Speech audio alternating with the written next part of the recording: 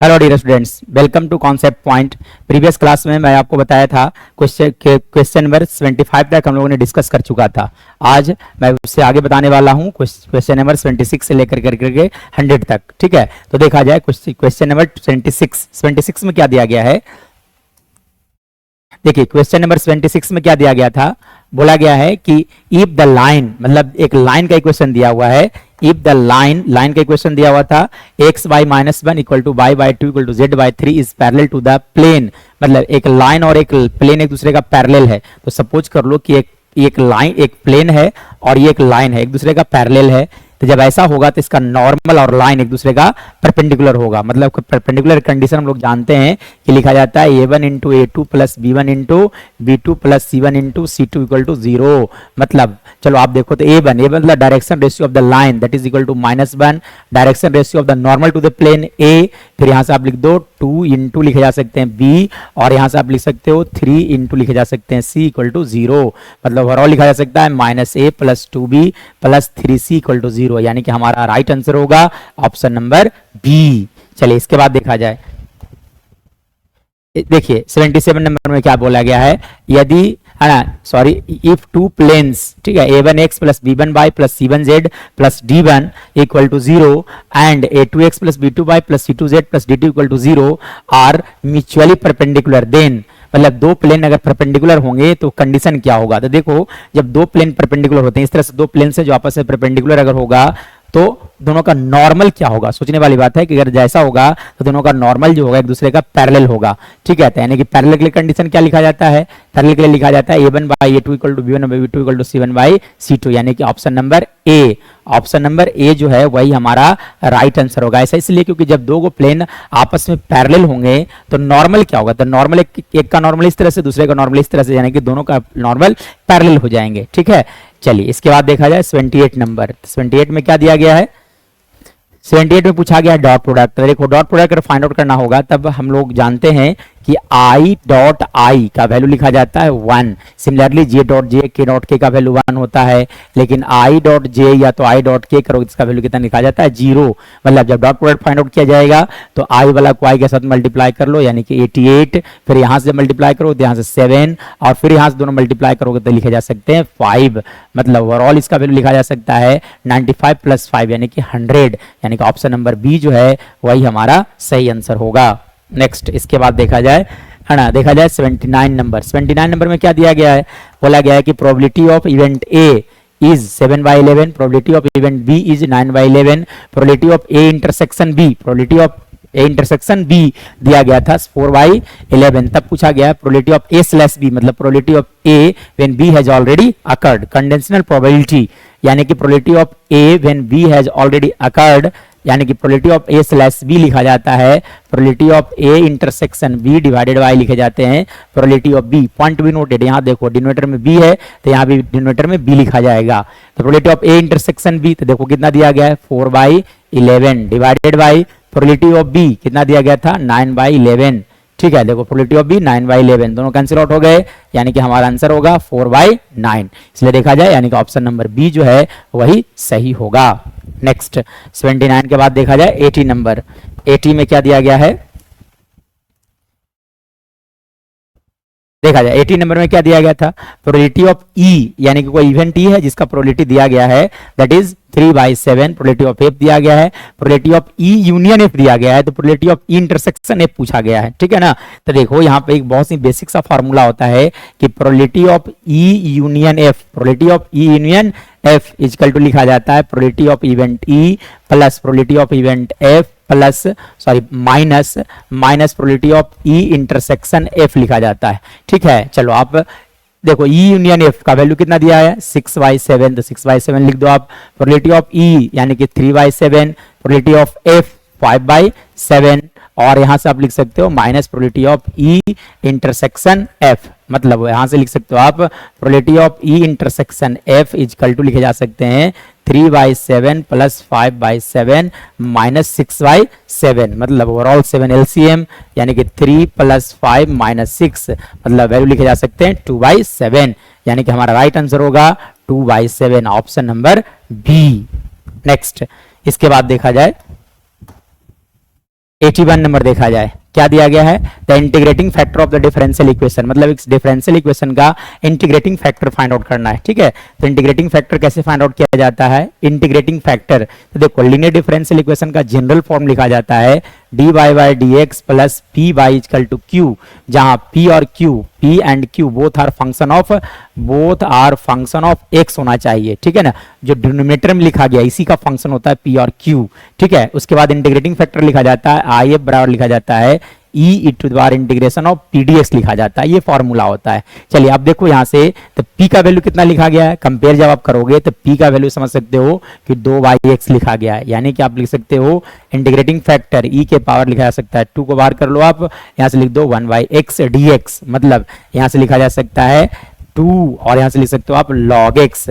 अब देखो ये 2 जो है वो पावर में चला जाएगा, x के पावर 2 लिखा जाएगा, यानी कि ओवरऑल आप लिख सकते हो यहां से e टू द पावर, यहां से लिखा जा सकता है e to the power log of x square. चलिए अब देखिए एक बहुत ही बेसिक सा फॉर्मूला होता है लॉगरिथम का, कि जब ऐसा होता है log ऑफ a यहाँ b और यहाँ पे c अगर है तो ये देखो ये इंटरचेंज कर सकता है, स्माइली फेस आप बना सकते हो, यहाँ से समझ लो कि स्माइली फेस बना देना आपको, ठीक है। मतलब b को आप यहाँ ला सकते हो और a को ऊपर कर सकते हो, मतलब लिखा जा सकता है b to the power log of a base c लिखा जा सकता है, ठीक है। तो सेम वर्क किया जाए, आप क्या करो e को यहाँ भेज दो और x स्क्वायर को नीचे भेज दो, मतलब लिख सकते हो x square to the power log of e, और बेस c तो अंडरस्टूड होता है, और इसका वैल्यू कितना हो गया 1, मतलब ओवरऑल कितना आ गया x स्क्वायर, यानी कि हमारा आंसर होगा ऑप्शन नंबर डी, ठीक है। चलिए इसके बाद देखा जाए, 82 नंबर में क्या दिया गया था, 82 नंबर में दिया गया है क्रॉस प्रोडक्ट फाइंड आउट करना है, ठीक है। इन दोनों वेक्टर्स का क्रॉस प्रोडक्ट फाइंड आउट करना है। देखो क्रॉस प्रोडक्ट की अगर बात किया जाएगा तो i क्रॉस i का वैल्यू 0 होता है, ठीक है, यानी कि j cross j, k cross k का वैल्यू 0 होता है, ठीक है। और अगर मैं बात करूं तो कुछ इस तरह से होता है, ये डायग्राम याद रखना है, एंटी क्लॉकवाइज में एरो दे देना है, और कहीं पे भी i लिख दो आप, एक जगह पे j लिख दो और एक जगह पे क्या लिख दो आप, k लिख दो, ठीक है ना। मतलब अगर आप करते हो i क्रॉस j, तो देखो आई से जे की ओर चले जाओ आप, आई से जे की ओर, अगर आपका चलने का डायरेक्शन और एरो का डायरेक्शन सेम है तो पॉजिटिव वैल्यू लिखा जाएगा, यानी कि अगर ये सेम वर्क करोगे जे क्रॉस आई, तो जे क्रॉस आई था यानी कि निगेटिव इधर की ओर आपको चलना होगा, इधर की ओर, यानी कि दोनों का डायरेक्शन सेम डिफरेंट है, एरो का डायरेक्शन और इस एरो का डायरेक्शन डिफरेंट है, इसलिए यहाँ पे लिखा जाएगा -k, ठीक है। चलिए यानी कि सेम वर्क यहाँ पे किया जाए, देखो यानी कि इसके साथ जब क्रॉस करो इसका वैल्यू आ गया 0, और यहाँ से अगर मैं बात करूँ तो लिख सकते हो आप -7 इंटू 2 इंटू लिखा जा सकता है आई, है ना, आई क्रॉस के, मतलब आप लिख सकते हो -14 यहां से लिखा जा सकता है आई क्रॉस के, तो आई क्रॉस के जब करोगे तो ऊपर की ओर, एरो का डायरेक्शन देखो इधर की ओर है, यानी कि लिखे जाएंगे यहाँ पे माइनस क्या हो जाएगा +14j, यानी कि हमारा राइट आंसर होगा +14j, यानी कि ऑप्शन नंबर बी। चलिए इसके बाद देखा जाए 83 नंबर में क्या दिया गया है, बोला गया इस वेक्टर का मैग्नीट्यूड पूछा गया है, तो मैग्नीट्यूड ऑफ एनी वेक्टर, है ना, लिखा जाता है, हम लोग जानते हैं कि magnitude of any vector is given by under root लिखा जाता है a square plus b square plus c square, मतलब इस वेक्टर का मैग्नीट्यूड लिख सकते हो आप √1 का स्क्वायर, 1 प्लस 2 का स्क्वायर 4 प्लस 2 का स्क्वायर 4, मतलब आप लिख सकते हो √9, और √9 का वैल्यू कितना आता है 3, यानी कि हमारा राइट आंसर होगा ऑप्शन नंबर ए। इसके बाद देखा जाए, देखिए अब क्या पूछा गया है 84 number, direction ratio of the normal to the plane are, मतलब नॉर्मल का डायरेक्शन रेशियो, तो देखो एक्चुअली में प्लेन का इक्वेशन लिखा जाता है ax plus B y plus C z plus D equal to 0, और ए बी सी जो लिखा जाता है are direction ratio of normal, ठीक है ना। मतलब ए बी सी जो लिखा जाता है coefficient of x, coefficient of y, coefficient of z are direction ratio of the normal, मतलब आपसे पूछा गया था इस प्लेन का डायरेक्शन रेशियो, तो डायरेक्शन रेशियो कितना होगा 1 2 और कितना लिखा जाएगा -3, तो देखो ऐसा कहां लिखा गया है 1 2 और -3, यानी कि ऑप्शन नंबर सी जो हमारा है वही सही आंसर होगा। चलिए इसके बाद देखा जाए 85 नंबर, क्या बोला गया है, direction ratio of the line, मतलब किसी लाइन का डायरेक्शन रेशियो, तो देखो जनरल फॉर्म में इक्वेशन ऑफ द लाइन लिखा जाता है x - x1 by a equal लिखा जाता है बाई माइनस बाई वन बटा बी इक्वल टू लिखा जाता है z minus z one by c लिखा जाता है, ठीक है ना।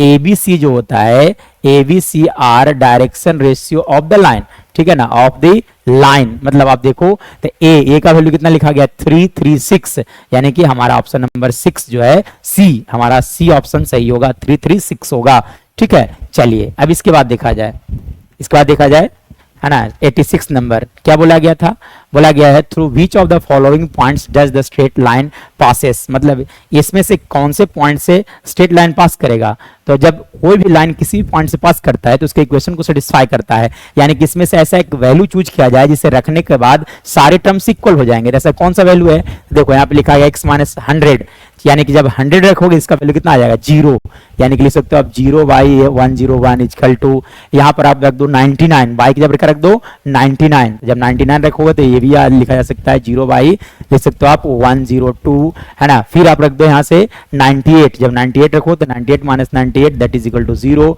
0 बाई 103, मतलब ये भी 0, ये भी 0, ये भी 0, मतलब ऐसा एक ही पॉइंट है जो इन तीनों इक्वेशंस को, है ना, तीनों को रखने पर इलेक्ट्रिकल हर एक जगह पे वैल्यू 0 0 आ गया, यानी कि ऑप्शन नंबर सी जो है वो सही होगा, यानी कि इक्वेशन जो सेटिस्फाई करेगा वही वाला पॉइंट किसी भी लाइन पे लाई करता है, ठीक है। चलिए इसके बाद देखा जाए, इसके बाद देखो क्या पूछा गया है, पूछा गया है इन दोनों वेक्टर्स का क्रॉस प्रोडक्ट पूछा गया है, ठीक है ना। तो क्रॉस प्रोडक्ट कैसे फाइंड आउट किया जाता है, उसके लिए हम लोग यूज करेंगे डिटरमिनेंट, ठीक है। तब आप लिख दो यहाँ से डिटरमिनेंट ऑफ आई जे, और यहाँ से क्या लिख दोगे आप प्लस के, ठीक है। चलिए अब कोफिशिएंट रखा जाए तो यहाँ से लिख दोगे 10 1 और लिखा जा सकता है 1 माइनस 4 7 और लिखा जा सकता है माइनस 11, मतलब आप लिख सकते हो यहाँ से आई, तो जब आई लिखो तो आई वाला टर्म्स कैंसिल आउट हो गए, जे वाला टर्म्स कैंसिल, है ना, ये करस्पॉन्डिंग रो कॉलम ढक जाएगा, यानी कि माइनस 11 माइनस 7, ठीक है।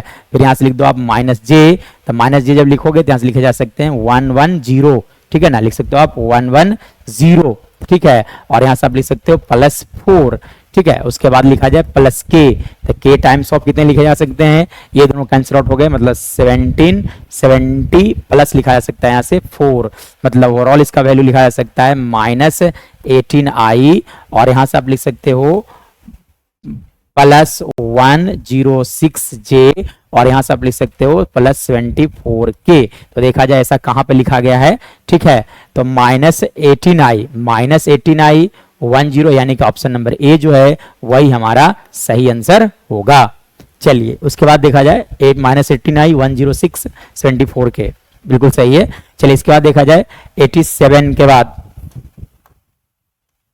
88 देखा जाए, है ना। बोला गया डिफरेंशिएट करने के लिए एक फंक्शन दिया हुआ, इसे बोला गया डिफरेंशिएट करने के लिए, एक्चुअली में दिया था dx, x के पावर 3 प्लस लिखा गया था e के पावर x, x के पावर 3 को आप लिख सकते हो 3x स्क्वायर, e के पावर x का डिफरेंशिएशन e के पावर x, मतलब 3x स्क्वायर प्लस e के पावर x, यानी कि ऑप्शन नंबर सी।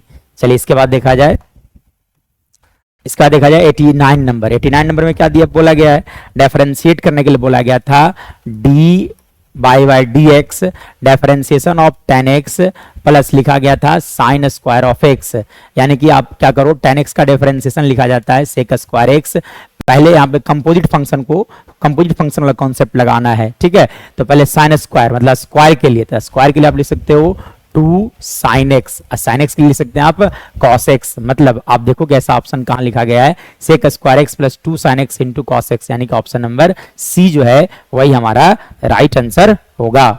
चलिए इसके बाद देखा जाए 90 नंबर देखा जाए, 90 नंबर में क्या दिया गया था, बोला गया है सेकेंड ऑर्डर डेरिवेटिव पूछा गया था, ठीक है।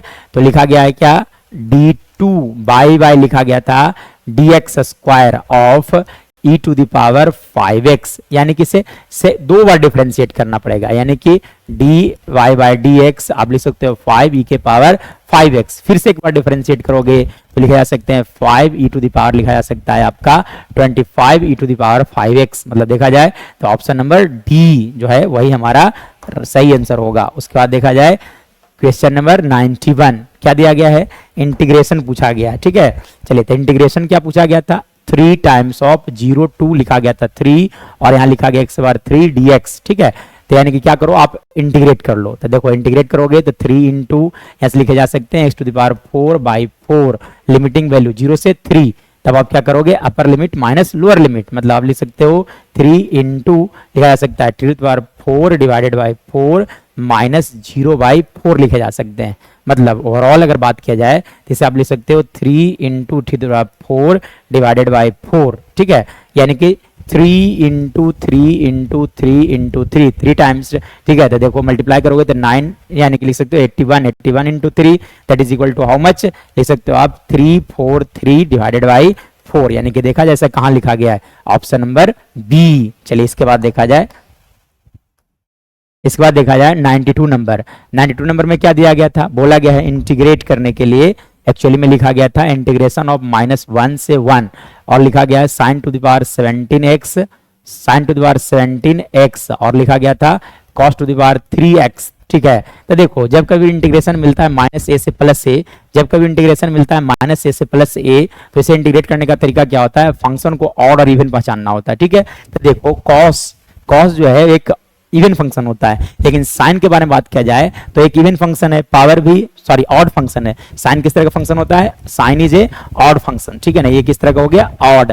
अब पावर 17 लिखने के कारण भी कैसा हो गया, ऑड, यानी कि odd into even that is equal to odd function, ठीक है ना, यानी कि ऑड फंक्शन है। जब कभी इंटीग्रेशन मिलता है -a से a fx dx, और अगर ऑड फंक्शन आ जाता है तो उसका इंटीग्रेशन 0 होता है, मतलब इसका आंसर हो गया आपका 0। चलिए इसके बाद देखा जाए, देखो सेम वर्क यहाँ पे भी करना है। देखो यहाँ पे अगर मैं बात करूं तो सेम लॉजिक अप्लाई करो आप। देखो क्या लिखा गया था, इंटीग्रेशन -1 से 1, और लिखा गया x⁻17 इंटू एक्स dx लिखे गए। x इज x, एक्चुअली में जब लिख सकते हैं आप यहाँ से -x और यहाँ से 1, तो यहाँ से लिख सकते हो आप x⁻18 इंटू dx लिखा जा सकता है, ठीक है। तो ये एक इवन फंक्शन है, इसे आप इसका आंसर जीरो नहीं लिख सकते हो, ठीक है ना, क्योंकि x⁻18 आ गया, ठीक है। तब आप कैसे इंटीग्रेट करोगे, तो जब इवन फंक्शन होता है तब फंक्शन में 2 से गुना और 0 से a कर दिया जाता है, और यहाँ लिखा जाता है x⁻18 और लिख दोगे आप dx, मतलब आप इसे इंटीग्रेट करोगे तो इसका वैल्यू लिखा जा सकता है x⁻19/19, और लिमिटिंग वैल्यू आ गया आपका 0 से लेकर के 1 और 2 टाइम्स, मतलब आप लिख सकते हैं इसका वैल्यू आएगा 2/19, ठीक है। यानी कि देखा जाए कैसा कहां लिखा गया है, 2/19, तो हमारा आंसर होगा 2/19, ठीक है ना। एक बार देख लिया जाए क्योंकि ऑप्शन नहीं मैच कर रहा है, ठीक है। तो देखा जाए x⁻17 इंटू एक्स लिखा गया था, x⁻18 लिखा जा सकता है, यानी कि ट्वाइस कर लो आप, तो यानी कि हमारा आंसर आएगा x⁻19/19, ठीक है, यानी कि हमारा आंसर यही सही होगा, ठीक है। चलिए इसके बाद देखा जाए, देखिए 94 नंबर में क्या दिया गया था, लिखा गया है ना, लिखा गया था 3√x इंटू dx लिखे गए हैं, ठीक है, लिखा गया था 3√x इंटू dx। तो इसे आप कैसे इंटीग्रेट करोगे, तो 3 कांस्टेंट है, तो 3 तो बाहर एक्चुअल में था, 3√x मतलब x के पावर आप समझ सकते हो 1/2 का इंटीग्रेशन। चलो तो एक फार्मूला होता है कि x के पावर n dx जब भी रहता है तो लिखा जाता है x⁻n+1 बाय लिखा जाता है आपका n+1, यानी कि सेम वर्क किया जाए तब आप लिख सकते हो यहाँ से 3 इंटू एक्स के power 3/2 divided by 3/2 plus c, मतलब आप लिख सकते हो यहाँ से 2 into x to power 3/2 plus c। तो देखा जाए कि ऐसा कहाँ लिखा गया है, 2 इंटू, ठीक है, तो 2 इंटू एक्स के पावर 3/2 प्लस c, यानी कि ऑप्शन नंबर बी हमारा सही होगा। इसके बाद देखा जाए 95 में क्या करना था, देखो 95 में बोला गया इंटीग्रेट करने के लिए, एक्चुअल में क्या लिखा गया था, integration of x+2 divided by लिखा गया है x² - 4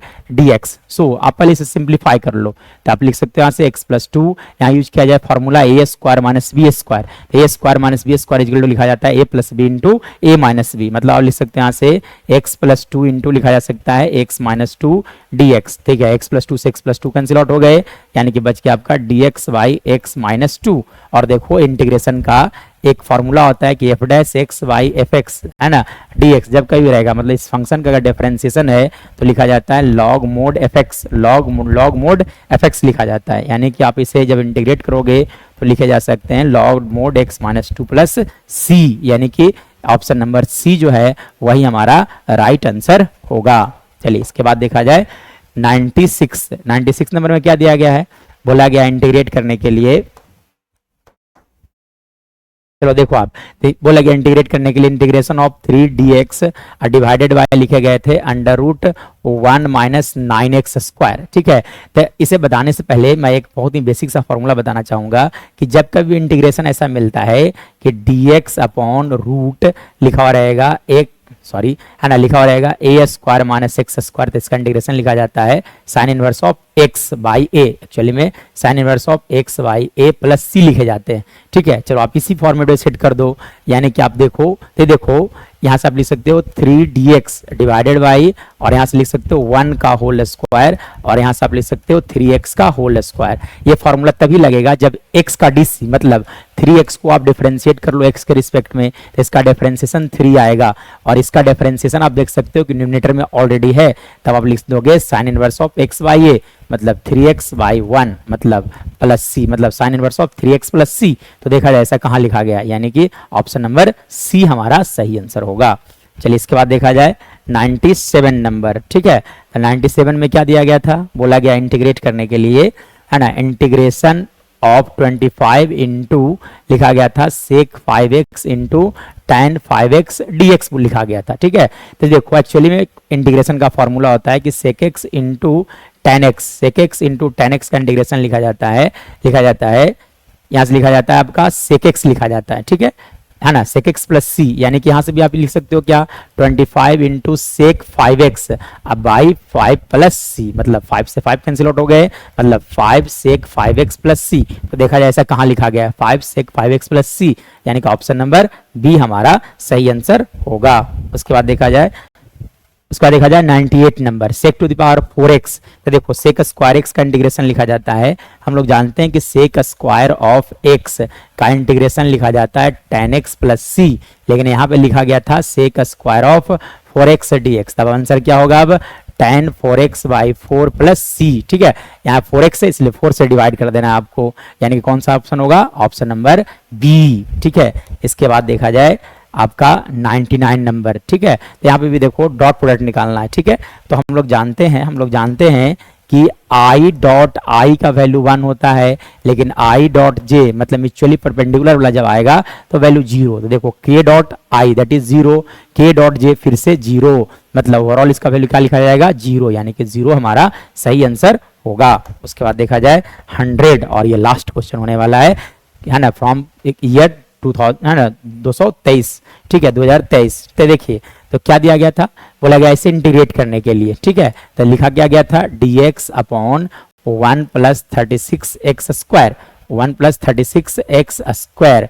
तब आप यहाँ से क्या लिख सकते हो, देखो यहाँ पे एक 9 स्पेशल इंटीग्रल में पढ़ना है कि जब dx y लिखा हो रहेगा x square plus a square, तो इसका इंटीग्रेशन लिखा जाता है 1 by a tan inverse of x by a plus c लिखे जाते हैं। ठीक है, यानी कि सेम लॉजिक यहाँ पे अप्लाई किया जाए, तब आप लिख सकते हो dx बाई 1 को 1 का होल स्क्वायर प्लस आप लिख सकते हो 6x का होल स्क्वायर। 6x का डीसी ऊपर नहीं है, इसलिए आप क्या करोगे 6dx 6 से मल्टीप्लाई और 6 से डिवाइड करना होगा, डिवाइडेड बाई 1 प्लस 6x का होल स्क्वायर। ठीक है, यानी कि आप लिख सकते हो 1 by 6 into tan inverse of 6x by 1 plus c, यानी कि देखा जाए कि ऐसा कहाँ लिखा गया है, तो 1 by 6 tan inverse of 6x, यानी कि ऑप्शन नंबर सी यही हमारा सही आंसर होगा।